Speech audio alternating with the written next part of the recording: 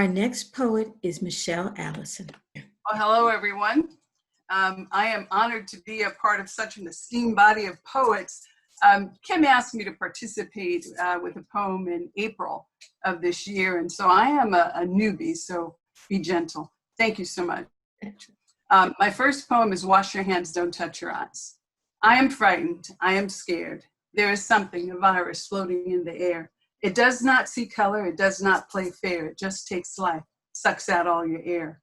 Life is scary at this time. Wash your hands. Don't touch your eyes. Make a mistake. It may be your last. Wash your hands. Stay inside. Some people listen. Some think it's jive. Last time I checked, some had died. We know that this too shall pass, but until then, act like you could pass a deadly virus, truly unintended, but fatally accurate in causing another fatality from not listening and going out, gathering in groups and acting like you've got nothing to lose. You don't, but I do. So I ask you to adhere to the facts. There's a virus out there that will, that does, that is killing families, friends, and lovers every day, every minute, every hour. Sadly, right now, the virus has the power.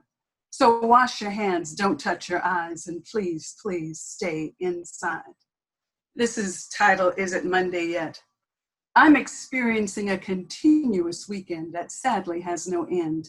Saturday seems forever, a weekend with no end. At least when I had Monday, I knew one thing for sure. I could see a calendar with days, weeks, and seasons moving forward. Without my Monday compass, I am stagnant, lost for sure. I have no motivation for the norms I did before, like brush my teeth, change my clothes, or comb my matting hair. Why should I do any of it when I'm not going anywhere? Without my days and weeks, I am terribly out of sync. Tell me, what day is it? Is it Monday yet? Work is where my friends were, the same for my kids with school. Sheltering in place is different because we were told we had to. Before COVID-19, I would happily sleep in weekends, but I don't like it now because I have no voice, just Saturdays with no end. Somebody please tell me, is it Monday yet? When Monday comes again, I will never take it for granted. I will rise up joyfully to meet the day's challenge, remembering where I was, so grateful for where I am. I will tell everyone I meet, it is Monday. Have a blessed week. And this is It's a Pandemic. What do you need to see in order to believe we are under siege by a virus we cannot see? What do you need to happen for you to understand that this is not some hoax made up by mortal man? It's a pandemic. Maybe you are stuck on 0 from January 2020 or February with 1 or March when the climb had just begun. Sadly, that was then. This is now. July 2020, close to 135,000 Americans dead. The number's still rising. It's a pandemic. Maybe these are just numbers to you because the profile doesn't fit you, but wait, you're breathing, aren't you?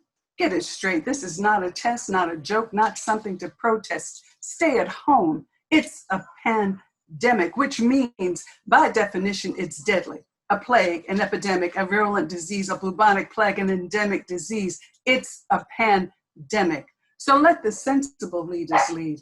Too many chiefs will kill us indeed. Sheltering in is not fun. It's just one of the ways to keep the virus out of our lungs and saving the lives of our loved ones. Let's remember, it's a pandemic. There is no return to normal. That left when this virus started. Wearing masks of different brands, sanitizing hands before and after, everything you touch, carry out but no sitting in restaurants is the new normal if we want to survive this pandemic. Last one, my English muffin. I thought I was okay sheltering in day to day until my English muffin crumbled and wouldn't open. Normally, if it wouldn't open, the tip of a knife would do, usually, but not today. It just wouldn't open. It was in that moment it occurred to me, tears were rolling down my cheek. I was crying because my English muffin wouldn't open? Or was I crying for the words I had not spoken, the fear, the angst, the pain, the unknown, being here all alone, no one to touch or talk to, only on the phone? My English muffin didn't open is how my day began. Thanks to that English muffin, I realized the severity of my isolation and the pain and fear going through my brain. I opened my window, took in a deep breath, and prayed this would not lead me to my death.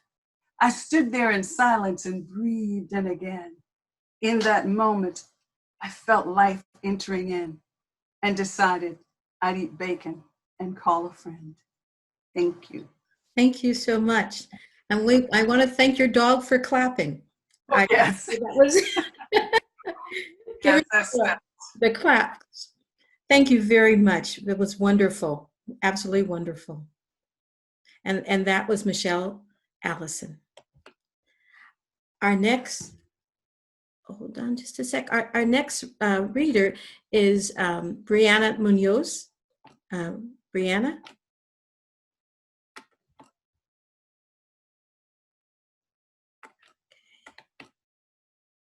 Hi there. Hi, thank you, Kim, for having me. I'm sitting here it's really easy to be overwhelmed with emotion by all this like very powerful poetry and talented writers, but yeah, I appreciate it. This is a poem titled Taking a 9-Minute Knee at the Los Angeles Uprising for George Floyd. Protesters gather, Black folk, brown folk, white folk, Philippine folk, Asians for Black Lives Matter.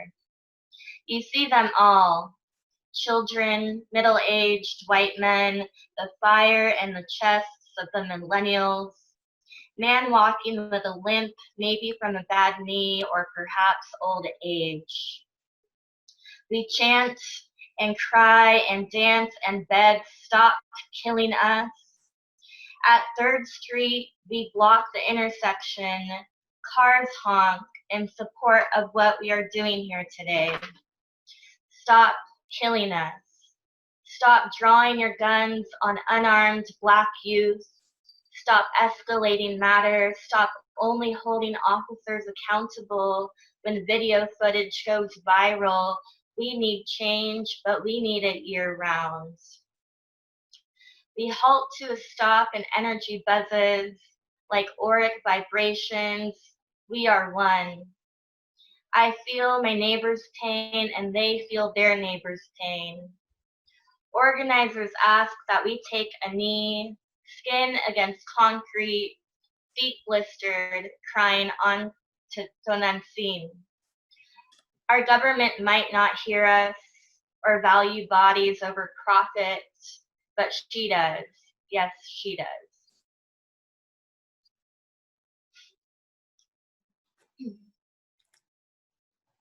And then I'll just read one other one that is titled My Poem Isn't a Persuasive Essay. How many more poems do we need to write until the children are hopscotching? Feet against white lines, shaped against asphalt, rather than in cages. How much longer do we continue psychotically scribbling, smash the patriarchy, no war with Iran, Black Lives Matter, water is life, give the poor kid medical attention. The cold floor is no place for their last breath, goddammit. How many more hands angrily performing stanzas, lips releasing spit of rage and helplessness? Poets stand up because we hardly know how else to help. Because if we don't vomit out metaphors, it might be my breakfast. Poets stand up in response to your lack of credibility. Toddler President tweets, my lord, my poem isn't a persuasive essay for your votes. My poem is a cry for help, released by pen and page. My poem is a shout. It is an airstrike to your country club. How many more Langston Hughes? How many more grandmothers holding signs that read, I can't believe I'm still protesting this shit? How many more Maya Angelos? How many more Allen Ginsbergs? Howls of anti-war? How many more John Lennons, Bennons for peace? Your White House is filled with cisgendered white men, dominating Mother of Mary in fishnets underneath her faintly blue mantle. Donald Trump, oh how I've grown sick of that name, regulating uteruses, teasing her clit with your AR-15s, blood on fingertips. My poem isn't a persuasive essay on gun control, but how many more children? Answer me. This isn't a rhetorical question. How many more poets? How many more martyrs? How many more pipelines? How many more oil spills? How much more spilled blood? How many more traumatic brain injuries until your stomach feels satisfied? How many more doors do my small knuckles need to knock on? Write a poem describing your thoughts on war. Thanks, Kim. Thanks, everybody. Beautiful. Thank you. Thank you, Brianna. Our next poet is Rich Ferguson. Hey, everyone. Thank you for putting this together, Kim. Oh, my pleasure. And thank you to everyone. I just want to do a quick book commercial for a couple folks. Quarantine reading or reading anytime, everyone. Kim Shuck, who read earlier, current poet laureate, San Francisco. She's got an amazing chapbook, Who's Water? Excellent. And Devorah Major, who read earlier, she wrote the foreword to one of my absolute all-time favorite books, collection of Bob Kaufman. Read it. Right. Remember when we shared the same breath and were one? When we shared a language that survived hungry ghosts, or when we swam together in wild waters that could not drown us. Since our fall from grace, we have lost kinship with innocence. We have experienced so many variations of original sin that its taste has become far, far from original. This paradise we have burned and abandoned has collapsed into a Garden of Eden, now bleeding a complex geometry where parallel lines of love and consideration contend with irrational proportions of emotional, physical neglect and constriction. Non-complementary angles of sexism versus fairness, those seeking domination battle it out with those seeking collaboration in the multi-dimensional arena of our human condition. When seeking union between the sexes, one must learn to transform opposition into empowerment, cruelty into congruency, create ratios of respect, equilateral equality, a more perfect circle of the sexes. One that unifies, strives to heal this wound of being human, for we are quick to anger, slow to heal. Dragging our inner rivers for the body of evidence that can free us from the gridlocked and mind-locked madness of our Garden of Eden, now bleeding, the place where one confuses the highly personal with the universal, retunes enlightenment to a TV reality where we can't stop looking at our cell phones, even when in the presence of redemption in our Garden of Eden, now bleeding. Hear the gunfire and continual cry of sirens, witness our struggles to grow beyond our insanities and instabilities, new bones sprouting from old burdens, psyches surviving alley fights with a world gone rogue, carving intellect sharp enough and weapon enough to save ourselves from the dangerous primal instincts breeding in our Garden of Eden, now bleeding, that we may one day untether ourselves from this mothership of mayhem, float off into harmonic stardust, witness ourselves in the cracked mirror moon, realizing that despite it all, we have the potential to become beautiful and unbroken. Beyond our Garden of Eden, now bleeding, our flowers of good fortune can flourish, even as our world devolves into deserts of destruction, that we can sleep with fire and wake up the right kind of bright. That we can return to innocence, and from innocence to shadow, that we can return to shadow, and from shadow to the river, and from the river to the crossroads, from the crossroads to song to heart, from heart to a home where a new union between man and woman and man and woman can blossom, souls guided by plant instinct, tenacious in the desire to rise, root, voice, a journey from oblivion into brilliance. Our seed smiles. A multiplying joy in our new Garden of Eden, no longer bleeding. Remember to let the flowers grow, but pull away the weeds before they tower over us on this spinning ball of eroding and beautiful blue. On this spinning ball of eroding and beautiful blue. Things about myself and the world that I will and won't explain to my nearly 4-year-old daughter when she's older. First, drugs. I'll definitely discuss drugs, but I probably won't mention the time I snorted heroin in a dingy MacArthur Park hotel room, or the times I tripped on mushrooms, mescaline, ecstasy, LSD, laughing my ass off, witnessing the walls and people's faces melting, time traveling, telepathically communicating to animals, insects, trees. What I will explain to my daughter is how drugs can be both dangerous and alluring, how one can get so easily hooked on the rush, the giddiness, the floating away. How there are days when all of us, all we want to do is float away. I'll explain to my daughter how things like art, music, dance, and poetry can offer a much purer sense of floating away. I'll explain to my daughter how poetry has so greatly informed my life. That said, I probably won't mention the time I was scheduled to do a featured reading, yet wound up in the hospital that day. Won't reveal to my daughter when I realized that I would be in the hospital much longer than I had expected, yanked the IV from my arm when the nurse wasn't around, scrambled into my clothes, seized a cotton ball to clot the unnerving pulse in my blood, spraying the wall, snuck out of the hospital, hailed a taxi, sped off to my feature, and rocked it. I'll teach my daughter the importance of empathy, compassion, consideration. That said, I probably won't mention the time I was blind drunk at my brother's wedding, skied naked, received a summons from the Wisconsin Water Police, even after I had slurringly tried convincing them that if they didn't ticket me, I would take them back to LA, make them big TV stars, a river version of Chips. I'll figure out how to explain to my daughter the utter remorse and humiliation I experienced as a teenager upon being nabbed by store security in a Kmart parking lot after I had shoplifted the soundtrack to Saturday Night Fever. I didn't even want the damn cassette. All I wanted was for my parents to stop fighting and not get divorced.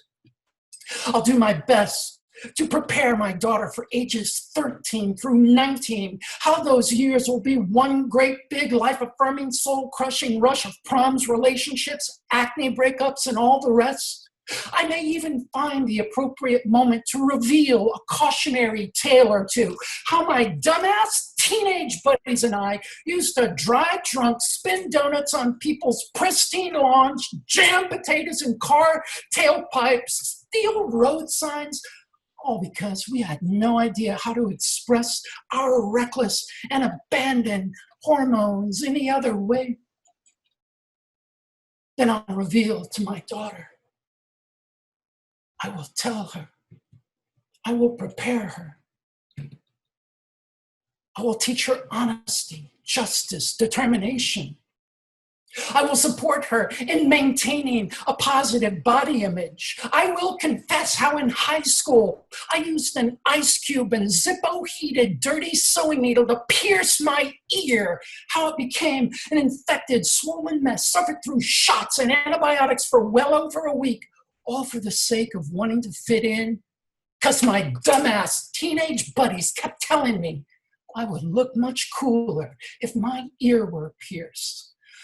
I'll point out to my daughter the importance of never letting anyone, including herself, bend up her aura, reshape her inner light into an unflattering shine. I will warn her that certain mistakes can never be completely undone, but in the best possible circumstances, their DNA can be altered to embody subtle forms of forgiveness and grace. How our every breath and heartbeat have the potential to compose verses on air, sonnets of love when it's freshly baked, glorious stories of coyote-blooded magic, sending us roaming wild-toothed and full moon-footed into the dense forest of the absolutely alive. I will warn my daughter, if this is a world where people can hurt and heal, that there exists the goodness of strangers and the absolute cruelty of those we've considered friends. How the anger and bitterness we sometimes experience is no city for permanent refuge. In the face of it all, I will teach my daughter to wear her name proudly, Let it be a cradled murmur in the ear, bubble in luck and Attila the Hun of Fun, a get out of jail free card, and her own star on Hollywood Boulevard. May the mere mention of my daughter's name be a cathedral of sweet talk, hummingbird flutter, and on her most troubled days, may my daughter's name be the tears that travel in reverse to unstain her cheeks and brighten her sad, sad eyes. Beautiful. Are you going to read anything else? Nope, I'm good. We're good too. Beautiful. Thank you very much. Rich Ferguson. Our next poet is Paul Corman Roberts.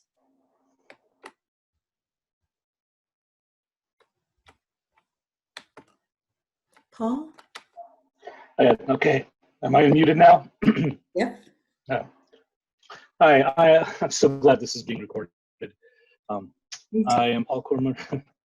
I'm Paul Corman Roberts, and I have been social distancing since I was 7 years old. And I will open with this piece called You'll Always Have Poetry. If you can find a way to escape the people who don't have poetry, the people who carry the shackles, the people who use the shackles, the people who shackle your body, the people who monetize your body, the people whose God tells them to shackle and monetize your body, the people whose God tells them it's okay to shackle and monetize your body because you're no better than an animal, the people whose God assures them you're worse than an animal.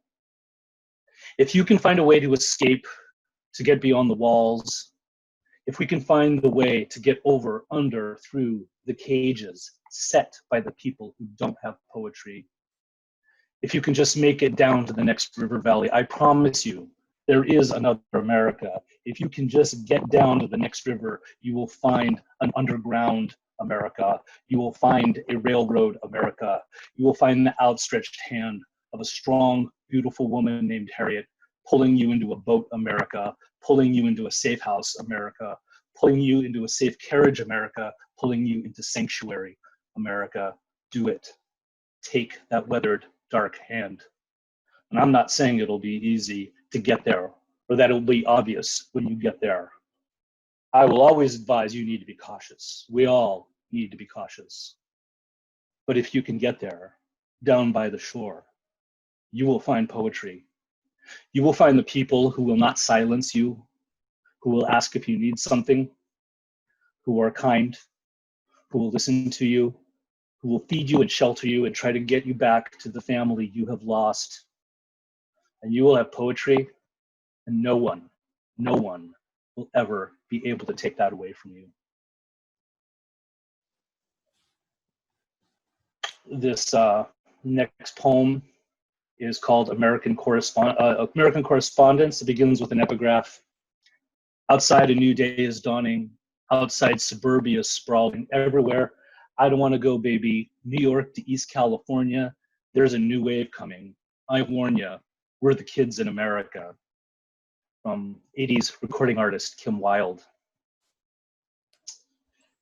Dear CEOs and board presidents, dear marketers and consultants, dear Republicans, dear Democrats, dear courts, dear Congress, dear fake fucking president. Dear NRA, dear evangelicals, dear MAGAs and dear nationalists, dear TERFs, dear binaries, and dear incels. Dear Hollywood and dear hipsters, dear goopsters and dear Gwyneth, dear Kardashians, dear Coldplay, dear Decemberists, dear Fleet Foxes, dear Lumberjack Bros, and dear Huff. Don't you fret, don't you shake, don't you stress, and don't be blue. Don't you lift a finger, because the future looks nothing like you. Dear Amer-I-Can, baby, you just can't anymore. Baby, you didn't have to turn out this ugly. Didn't have to happen this way.